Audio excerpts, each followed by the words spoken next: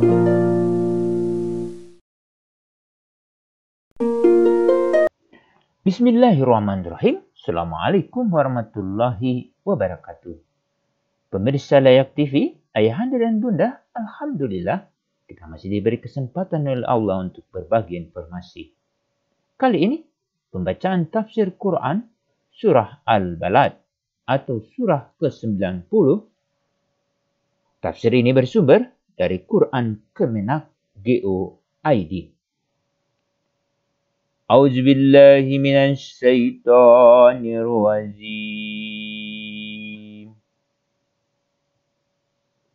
بسم الله الرحمن الرحيم لا أقسم بهذا البلد. Aku bersumpah dengan negeri ini, Mekah. Tafsir surah Al-Balad ayat 1 menerangkan, ayat ini secara harfiah, terjemahannya, aku tidak bersumpah dengan negeri ini. Kata tidak, la, dalam ayat itu berfungsi menguatkan. Karena itu maksudnya, aku benar-benar bersumpah dengan negeri ini, atau ayat itu dibaca, tidak, aku bersumpah dengan negeri ini, yang juga bermakna menekankan. Allah bersumpah dengan kota Mekah, tempat di mana terdapat Ka'bah yang dituju oleh manusia dari segala penjuru semenjak didirikan oleh Nabi Ibrahim alaihissalam sampai sekarang untuk melaksanakan ibadah haji. Di samping itu, kota ini juga menjadi pusat perdagangan semenjak lama sekali, karena didatangi setiap tahun dari segenap penjuru itu. Maka, kota itu dinamai juga Ummul Qura, induk negeri-negeri. Kota itu makmur, sekalipun sekelilingnya padang pasir. Wa anta hillu bihadzal balad. Dan engkau ya Rasulullah bertempat di negeri Mekah ini. Tafsir surah Al-Balad ayat 2 menerangkan, kata hil dalam ayat itu berarti bertempat. Maksudnya adalah bahwa kota ini adalah juga tempat lahir Nabi Muhammad SAW yang merupakan Nabi terbesar dan terakhir yang membawa agama Islam. Dengan demikian, Allah bersumpah dengan kota Mekah yang agung karena tempat kelahiran manusia agung, yaitu Muhammad SAW. Ada pula yang menafsirkan hil dalam ayat itu halal, yaitu halal bagi Nabi berperang dalam kota itu bila diperangi. Apa yang tidak dihalalkan bagi orang lain. Wa walidi wa ma walad. Dan demi pertalian bapa dan anaknya. Tafsir surah Al-Balad ayat 3 menerangkan, Allah bersumpah dengan seorang ayah, yaitu Nabi Ibrahim alaihissalam, dan anaknya, yaitu Nabi Ismail alaihissalam, yang nanti menurunkan Nabi Muhammad SAW. Dengan demikian, Allah bersumpah dengan nenek moyang Nabi Muhammad SAW. Setelah sebelumnya Allah bersumpah dengan beliau dan kota kelahiran beliau, yang menunjukkan pertalian kedua nabi tersebut. Ada pula yang menafsirkan ayah dengan Adam, yang merupakan ayah umat manusia, dan anak cucunya yang lahir sesudah itu siapa saja. Laqad khalaqnal insana fi kabad. Sungguh, kami telah menciptakan manusia berada dalam susah payah. Tafsir surah Al-Balad ayat 4 menerangkan, setelah bersumpah, Allah menyampaikan pesan penting yang hendak dikemukakannya, yang karena itu Allah perlu terlebih dahulu bersumpah. Pesan itu adalah bahwa manusia terlahir dalam kesulitan. Maksudnya, manusia tidak bisa lagi hidup tanpa susah payah, sebagaimana dialami oleh nenek moyang mereka, Nabi Adam alaihissalam dan Hawa. Di surga, karena semuanya tersedia. Tetapi mereka harus hidup dengan terlebih dahulu bersusah payah, berusaha, mencari rezeki, mengatasi berbagai rintangan, dan sebagainya. Berdasarkan perjuangan itulah, Allah menilai manusia tersebut. Semakin besar perjuangan yang dilakukan manusia, dan semakin besar manfaat yang diberikan hasil perjuangannya itu bagi umat manusia, semakin tinggi nilai manusia itu dalam pandangan Allah. Begitu pula Nabi Muhammad SAW di kota ini. Beliau perlu berjuang agar kebenaran menjadi nyata dan kebatilan menjadi sirna. Demikian pula seluruh manusia. Oleh karena itu, manusia mati seharusnya meninggalkan jasa.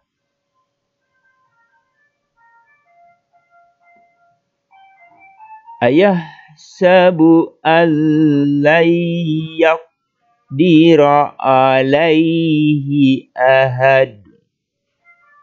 Apakah dia manusia itu mengira bahwa tidak ada sesuatu pun yang berkuasa atasnya? Tafsir surah Al-Balad ayat 5 menerangkan. Dalam ayat ini Allah bertanya, apakah manusia yang selalu berada dalam kesulitan? Dan untuk bisa hidup harus mampu mengatasi kesulitan itu. Dapat menyombongkan dirinya setelah berhasil dalam perjuangan itu. Menyombongkan diri itu misalnya menyangka dirinya begitu kuasanya sehingga berpandangan bahwa tidak akan ada seorang pun yang akan mampu menyaingi dan mengalahkannya, termasuk Allah sendiri. Ia tidak boleh berpandangan demikian, karena bila ada seseorang yang hebat, pasti akan ada lagi orang yang lebih hebat darinya. Di atas segala yang hebat itu, Allah adalah yang terhebat dari segala yang hebat, sebagaimana difirmankannya. Dengan arti, dan di atas setiap orang yang berpengetahuan itu, ada yang lebih mengetahui. Surah Yusuf ayat 76. Yaqulu ahlaktu malal lubadan. Dia mengatakan, aku telah menghabiskan harta yang banyak. Tafsir surah Al-Balad ayat 6 menerangkan. Kesombongannya itu misalnya berkenaan pengeluarannya untuk membantu orang lain. Pengeluaran itu dalam pandangannya sudah begitu besar, sehingga dianggapnya sia-sia. Ia merasa pengeluaran itu sudah sangat banyak, sehingga tidak akan ada seorang pun yang akan mampu menandinginya. Karena itu, ia menjadi sombong. Ayahsabu alam yarau ahadun. Apakah dia mengira bahwa tidak ada sesuatu pun yang melihatnya? Tafsir surah Al-Balad ayat 7 menerangkan. Allah bertanya mengenai orang yang sombong dengan pengeluarannya itu. Apakah ia mengira bahwa tidak seorang pun yang melihat perbuatannya itu?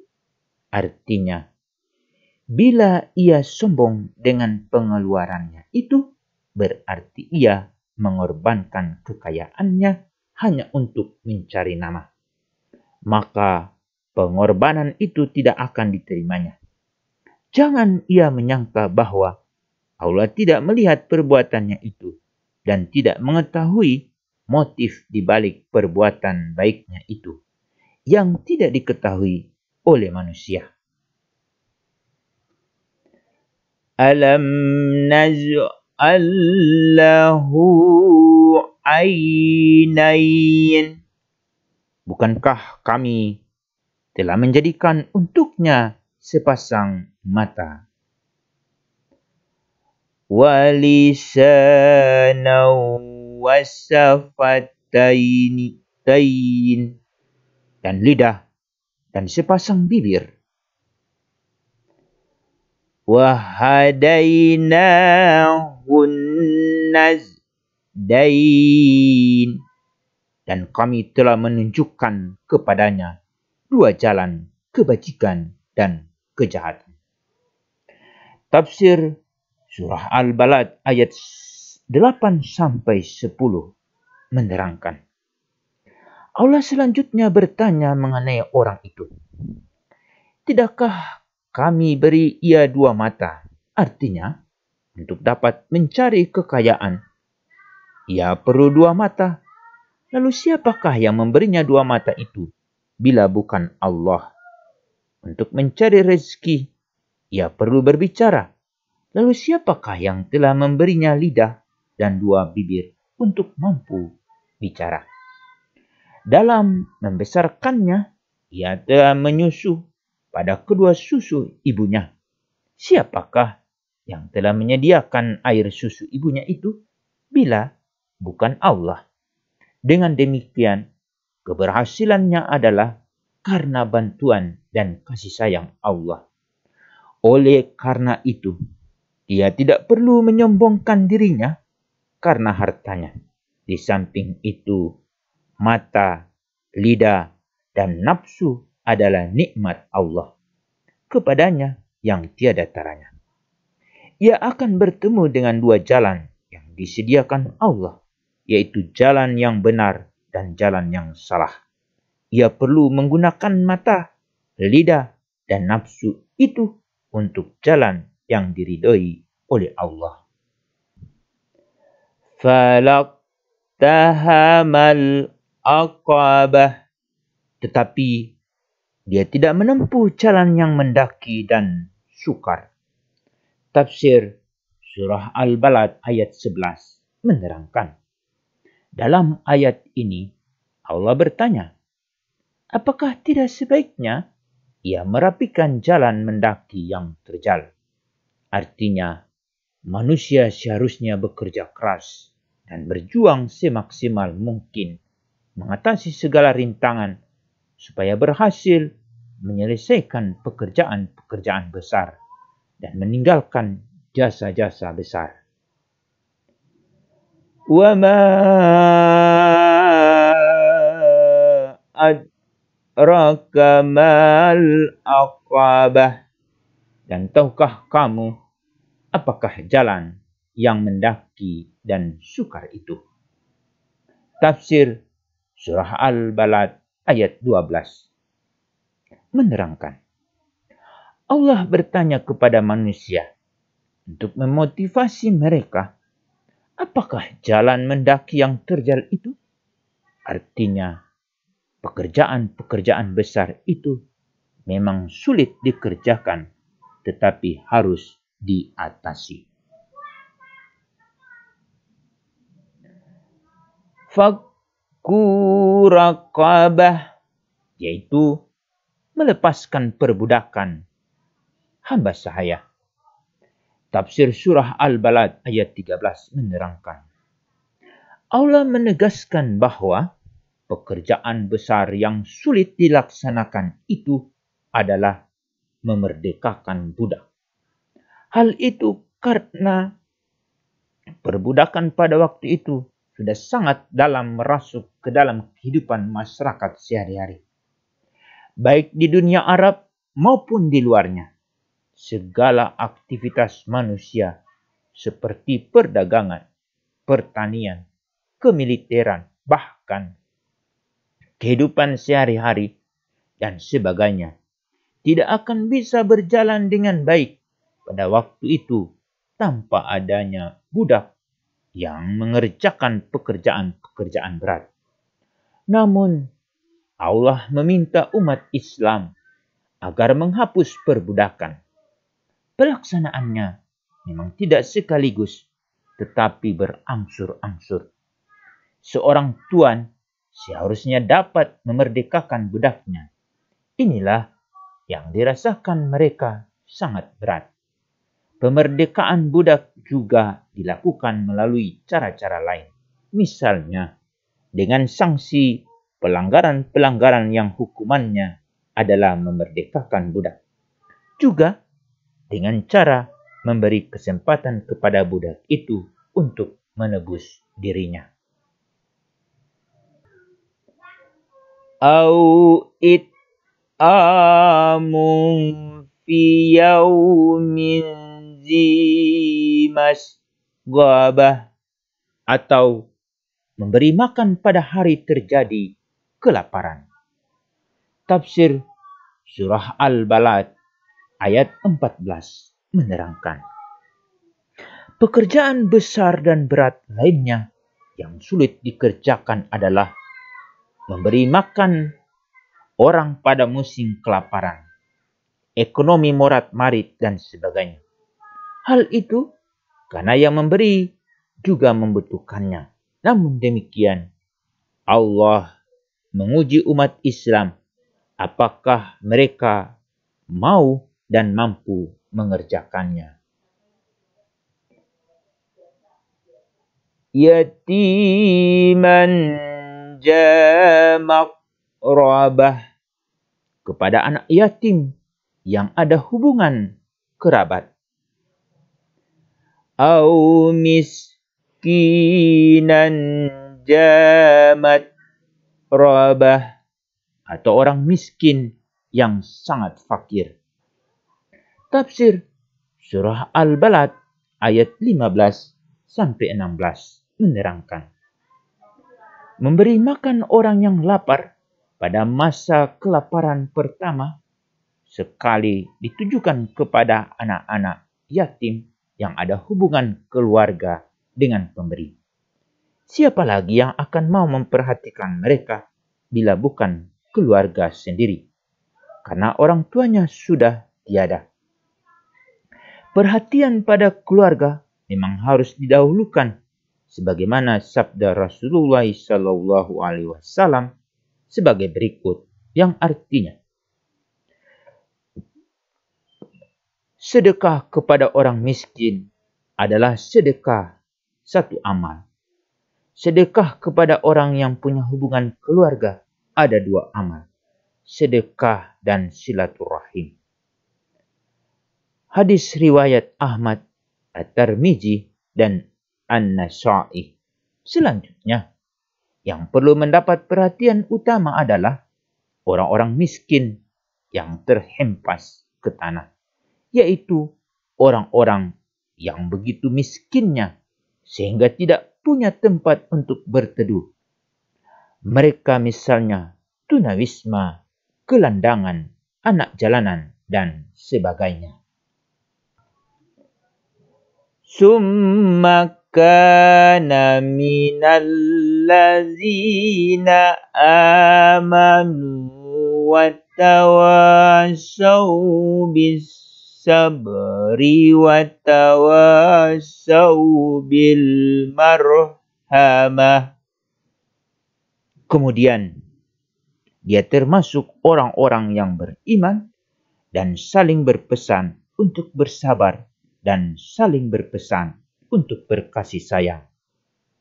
Tafsir Surah Al-Balad ayat 17 menerangkan, pekerjaan berat lainnya adalah beriman dan saling menasihati untuk sabar dan menyayangi antara sesama muslim. Sabar adalah kemampuan menahan diri, tabah menghadapi kesulitan, dan usaha keras mengatasi kesulitan tersebut. Kaum muslimin harus mampu membuktikan imannya dengan melaksanakan sikap sabar itu dan mendorong kaum muslimin lainnya untuk melaksanakannya. Juga yang berat melaksanakannya adalah menyayangi orang lain, seperti menyayangi diri sendiri atau keluarga sendiri. Akan tetapi, umat Islam harus mampu membuktikan imannya dengan melaksanakan sikap saling menyayangi itu. Sebagaimana juga diperintahkan Rasulullah, yang artinya, orang yang penyayang disayang oleh yang maha penyayang. Sayangilah orang yang ada di bumi, maka yang ada di langit akan menyayangi kalian. Hadis riwayat At-Tirmizi, Abu Daud, dan Ahmad dari Abdullah bin Amr. Ulaika ashabul maimanah. Mereka, orang-orang yang beriman dan saling berpesan, itu adalah golongan kanan. Tafsir Surah Al-Balad ayat 18 menerangkan, kaum muslimin yang berhasil melaksanakan pekerjaan-pekerjaan sulit di atas digolongkan sebagai golongan kanan. Balasan bagi golongan kanan tersebut adalah surga yang penuh nikmat, sebagaimana dinyatakan dalam surah Al-Waqiah ayat 27 sampai 40. Wallazina kafaru bi ayatina hum ashabul mas'amah.